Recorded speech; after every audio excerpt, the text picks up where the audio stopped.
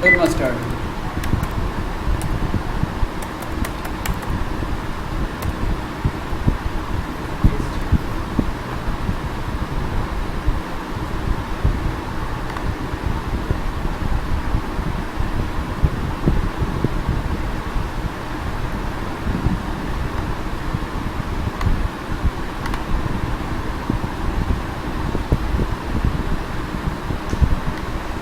একটা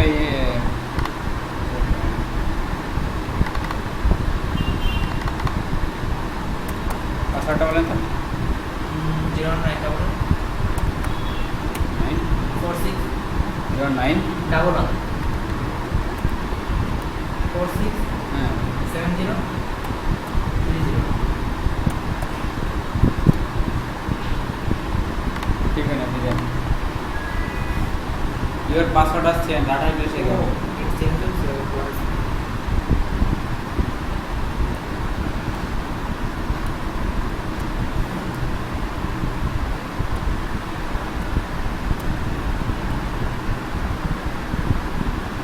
এরা বাটখানে বেটা তানভীর যে টাকাওয়ালা বুঝাই দিয়েছে সেটা তো তানভীর চলতে পারে নাই। যে সময় এখন চলে গেছে এই করতে তার তানভীর অনেক টাকা লস ছিল না। আমি যে আমরা ছিলাম কিন্তু আমরা বলতেছিলাম না ডিমান্ড ওভার আন্ডারে না আরো তো অনেক কাজ আছে। কিছু শুধু ছিল না একটা 12 বলছিল ওরে বাবা এখন আর ওই ইয়াতে বোর্ডটা গেল এক লাখ টাকাটা তুলতে পারে না। আর এই অবস্থায় আসে এখন আরো তো সবাই জানে গেছে। এখন এদের না আসি গেল মানে ওই যে আইডি শুনুন এই ধরুন আপনি একটা আপনি নতুন একটা ওয়েবসাইট করলেন বাট .com এখানে দিলেন তাই না। ওনাদের এই জিমেলটা একটা .com কিনছেন সেটা ভেরিফাই করা লাগবে না। দেখা যাচ্ছে তো আমরা অন্য আরেকটা ওয়েবসাইট ভেরিফাই করি, অন্য আরেকটা কি ওয়েবসাইট ভেরিফাই করা যায়। আমার 3000 কি ভেরিফাই হয়ে গেছে।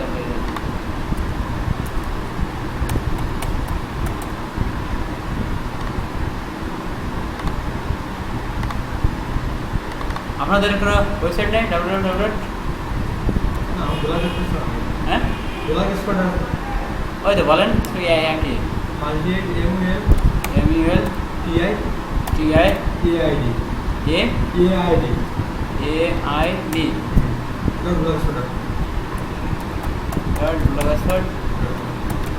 .com এখান থেকে ব্লগস্পট .com কন্টিনিউ এটাকে দেখুন। হ্যাঁ এটা কিন্তু সরাসরি মানে হলো এই যে দেখছেন ভেরিফিকেশন অপশন চলে আসছে।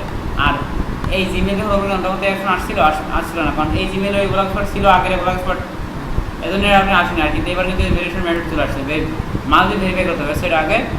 তো আমরা এখানে অনেক ভেরিফিকেশন সিস্টেম আছে, তো আমরা এখানে অল্টারনেট মেথডস মানে সিলেক্ট করবো। তো এখানে সবচেয়ে ভালো অপশন আছে, সহজ উপায় আছে HTML টাগ। এখানে ক্লিক করে দেখছেন একটা কোড আসে, খুবই সহজ। এই কোডটাই হেডের নিচে যে হেড লেয়া আছে দেখছেন, copy meta tag bill and paste into your site home page. It should go to an head section before the first body section. মানে হয় বডি সেকশনে করবে না হয় হেড সেকশনের পরে। মানে হেডের নিচে এই যে কোডটা আছে এই কোডটা কপি করে টেমপ্লেটে HTML ওয়ার্ডপ্রেস যেখানে HTML লিখে সেভ টেমপ্লেট দিয়ে এখানে ভেরিফাইতে ক্লিক করবো, সেভ টেমপ্লেট দিয়ে। ঠিক আছে, মানে এই টেমপ্লেটে এই কোডটা থাকতে হবে, যেমনটা এই যে এরকমের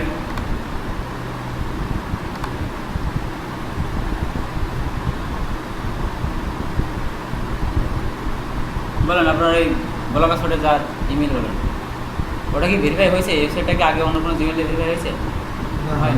বলেন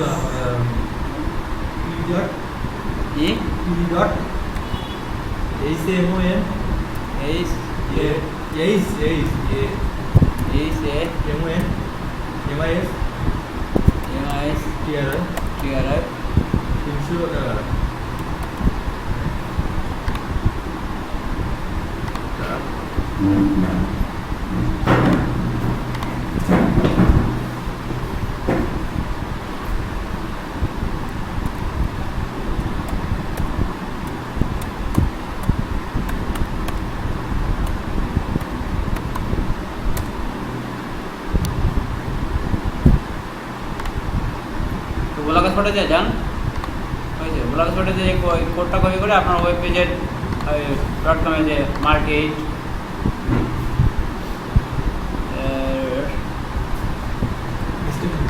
HTML টেমপ্লেটে চলে গেলাম। HTML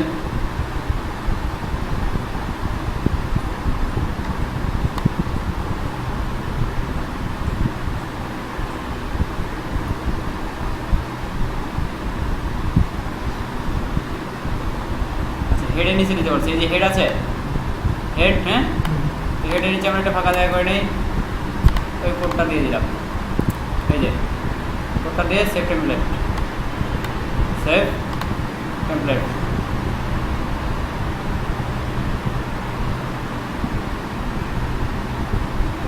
এবার ভেরিফাইতে ক্লিক করবো, এই যে congratulation you have successfully ownership verification, বুঝতে পারলাম। ওয়েবমাস্টার ওয়েবসাইট ভেরিফাই করতে হবে .com ডোমেইন আইডি যেগুলো নেওয়ার পর একই সিস্টেম, ঠিক আছে। তো এই যে সব আপনার ভেরিফাই হয়ে গেল, ভেরিফাইটা বোঝা গেল। ভেরিফাই.com নিয়ে আপনার আরে ভাইয়া তো মানে অন্য একটা ইমেল দিয়ে মানে এক ইমেল থেকে অন্য ইমেল ভেরিফাই বা .com বা যে কোনো ওয়েবসাইট যদি ধরুন মানে আপনার জিমেইল যে জিমেইলে ওয়েবসাইটটা আছে তার তো ভেরিফাই করা লাগতো না, যদি অন্য একটা জিমেইল এই যে ইমেলটা ওনার না, ওই জিমেইলে ওয়েবসাইটটা অ্যাড করলাম না, এখন ওয়েবসাইটটা ওনার, তো এই জিমেইলে ওয়েবসাইটে মালিক কিনা, তাই অনারশিপ ভেরিফিকেশন বলে। তার ডোমেইন দিলে তো আপনার জিমেইল আলাদা থাকবে, ডোমেইন তো কিনবেন অন্য কোম্পানি থেকে, তো এটা ভেরিফাই করা লাগবে না। আমি ডোমেইনে কথা বলছি যে এই সমস্ত ডোমেইন কীভাবে ভেরিফাই করবেন, তাই সেই সিস্টেমটা, ঠিক আছে। না বুঝলে কিছু করার নেই, যখন এই নেবেন তখন বুঝবেন। আচ্ছা একটা কাজ দেখি, W3 ভ্যালিডেশন। W3 ভ্যালিডেশন আছে বিভিন্ন কোডের প্রবলেম, আপনার ওয়েবসাইটে কোনো মানে কোডের প্রবলেম আছে কিনা, মানে আপনার টেমপ্লেটের ভিতরে কোনো ভাইরাস বা কোনো সমস্যা আছে কিনা সেটা দেখা, এটা হচ্ছে W3 ভ্যালিডেশন। যদি বলে W3 ভ্যালিডেশন করতে হয়, তার মানে আপনার টেমপ্লেটে বা ওয়েবসাইটে কোনো প্রবলেম আছে কিনা ভ্যালিডেশন, এটা আমরা বিভিন্ন মানে দিয়ে করতে পারি, ওই টুল দিয়ে করতে পারি। W3 ভ্যালিডেশন বিভিন্ন টুল চলে আসে, যেমন HTML একটা টেমপ্লেটটা কতটা দিয়ে তৈরি করা হয়, HTML, CSS, PHP, জাভাস্ক্রিপ্ট, তো এভাবে আলাদা আলাদাভাবে আপনি ভ্যালিডেট করতে পারেন যে HTML W3 ভ্যালিডেশন, মানে শুধুমাত্র HTML কোনো প্রবলেম আছে কিনা, CSS W3 validation, JavaScript validation. এই দেখুন এই যে একটা মানে W3 ভ্যালিডেশন, এটা ভ্যালিডেট করে। তো আমরা যে ওয়েবসাইটটাকে দেখতে চাইবো সেই ইউআরএলটা দিয়ে দিলাম, ধরুন www.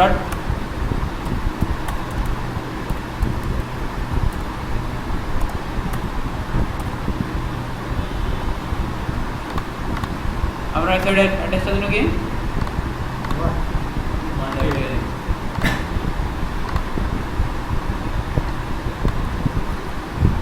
চেক,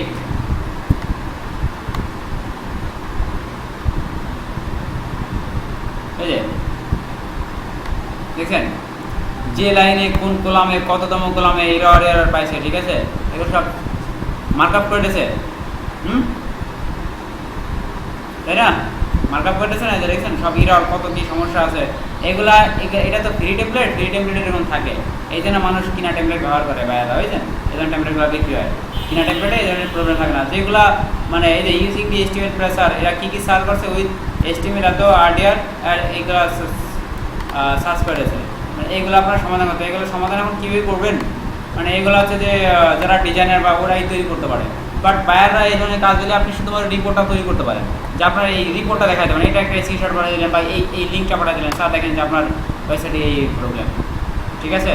যদি নির্দিষ্ট কোনো মানে ল্যাঙ্গুয়েজের প্রবলেম আছে কিনা, যেমন শুধুমাত্র যদি বলে যে জাভাস্ক্রিপ্টের প্রবলেম আছে না, বা জাভাস্ক্রিপ্ট W3 ভ্যালিডেশন করো, তাহলে জাভাস্ক্রিপ্ট উল্লেখ করবেন, এই যে W3 জাভাস্ক্রিপ্ট ভ্যালিডেশন। W3 মানে হচ্ছে যে এখানে JavaScript from validation W3 school, এখান থেকে জাভাস্ক্রিপ্ট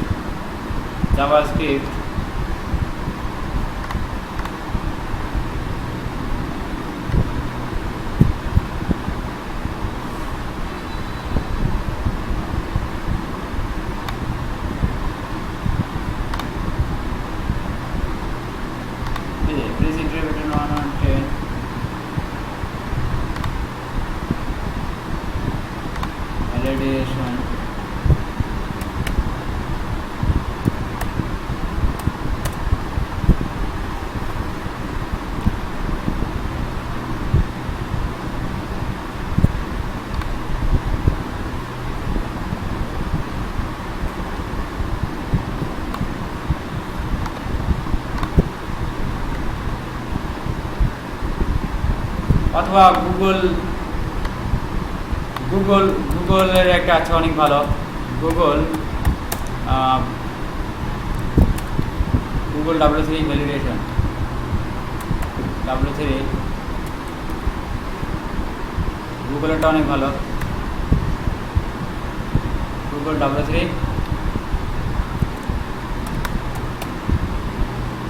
ভ্যালিডেটর।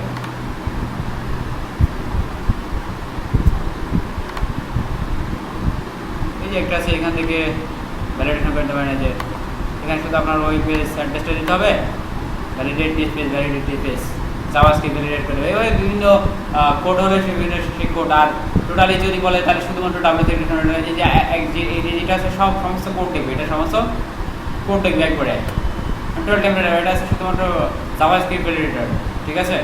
এই আছে W3 ভ্যালিডেশন। আর এই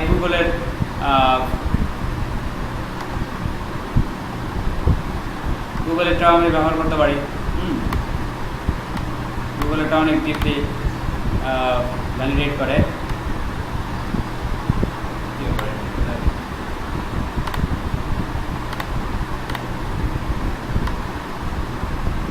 গুগল অ্যানালাইটিক্স, গুগলের ওই লিঙ্কটা আমি খুঁজে পাচ্ছি না, কোথায় যেন কি দেখা যায়। গুগল অ্যানালাইটিক্সে আমরা পাবো না।